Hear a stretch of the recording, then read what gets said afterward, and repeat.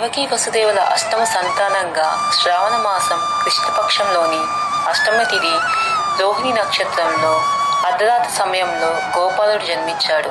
ఈ ఏడాది శ్రీకృష్ణ జన్మాష్టమి ఏ రోజు వచ్చింది అనే విషయాన్ని తెలుసుకుందాం. వేద పంచాంగం ప్రకారం శ్రావణ మాసం కృష్ణపక్ష అష్టమ తిథి ఈ నెల 26వ తేదీ సోమవారం తెల్లవారుజామున 3:39 ప్రారంభమవుతుంది. మర్నాడు అంటే ఆగస్టు 27వ తేదీ మంగళవారం తెల్లవారుజామున 2:19 ఈ తిథి ముగుస్తుంది. ఇక రోహిణి నక్షత్రం ఆగస్టు 26న సోమవారం మధ్యాహ్నం 3:55 మొదలవుతుంది. ఆగస్టు 27వ తేదీ మధ్యాహ్నం 3:38 రోహిణి నక్షత్రం ముగుస్తుంది. కనుక ఆగస్టు 26న అష్టమ తిథి, 27న రోహిణి నక్షత్రం వచ్చింది. కనుక ఈ 2 రోజులు శ్రీకృష్ణ జన్మాష్టమి వేడుకలను జరుపుకోవచ్చు.